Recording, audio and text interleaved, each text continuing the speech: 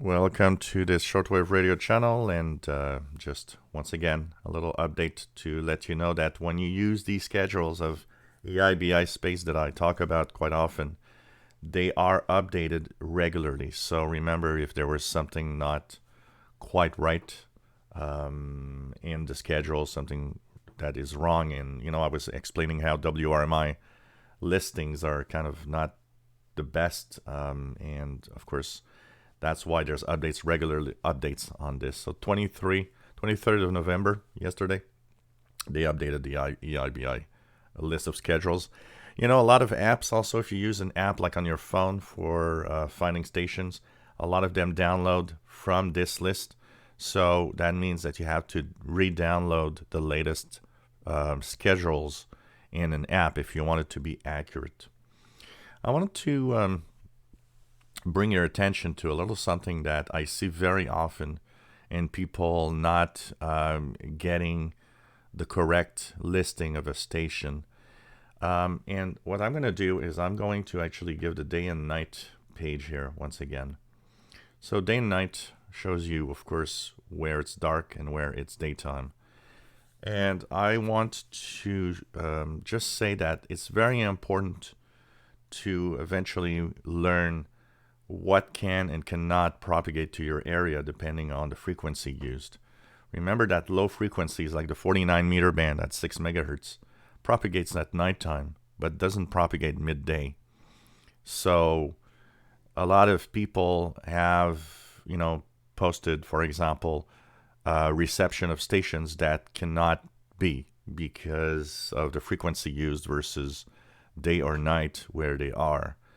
And that knowledge, of course, it's important to try to understand it a little bit more because that prevents you from posting wrong information about stations you might have heard.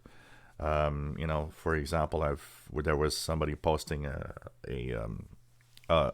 reception of a station that they thought was Korea, but Korea was in midday at the time, and North America in the nighttime. So it's impossible for that Korean station on 6,100 kilohertz to have reached North America and with all the daytime, all the daylight path that it has to cross. It would be impossible.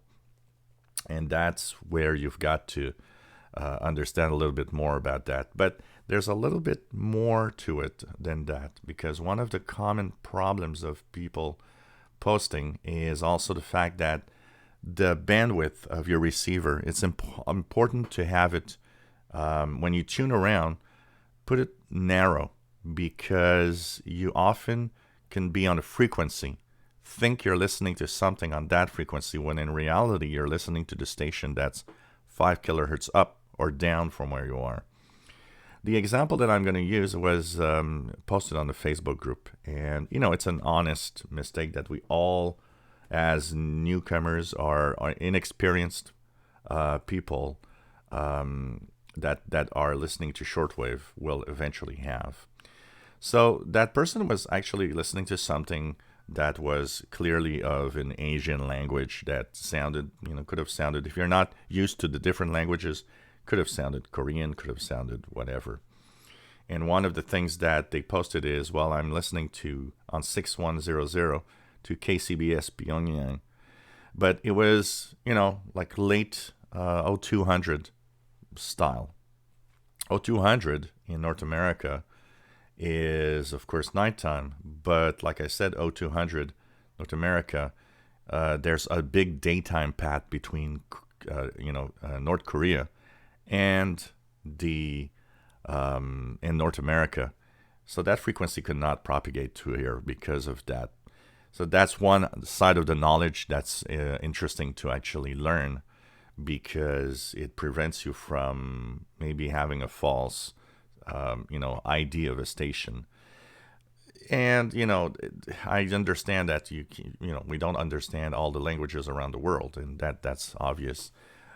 Like I say, your best ally here is to try to, without understanding it, there are little differences in what is Korean and Japanese and Chinese that are just enough that if you listen in and start listening to a broadcast in these languages, that you'll eventually know how to make a difference between what language it is, even if you don't understand something. For example, Japanese has a very unique way of being spoken that immediately I understand that it's Japanese and not a China with a Chinese broadcast or even Korea.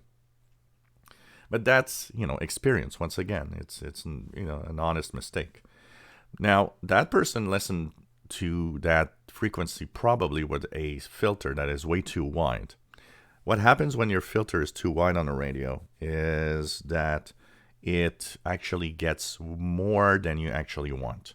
That's why radios come with wide, narrow filters.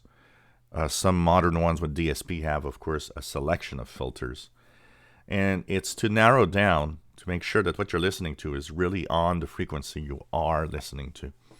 That's why you want to narrow it down, especially when you're just tuning around.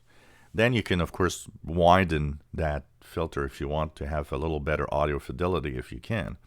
But tuning around with a narrow filter is better to make sure that what you're listening in, you know what frequency it is.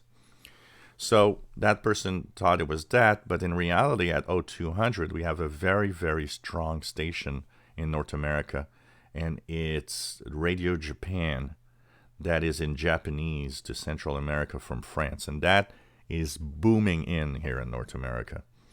So what happened is that person thought that 6100 with Korea, when in reality, the filter being too wide, that person was actually listening to 6105 NHK Radio Japan.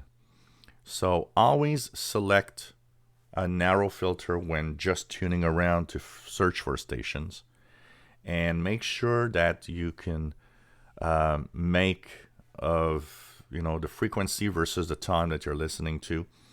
It's a little tricky, and I understand it's a lot of information, but slowly getting to understand this notion of day, night, daytime mostly higher frequencies, night lower frequencies, mixed in with making sure that you're tuning the correct frequency when you want to identify a station, is what's going to make you understand what you're listening to, and actually make sure that when you post a reception, something that you were listening to, that you have the right station, because you're on the right frequency and you understand a little more.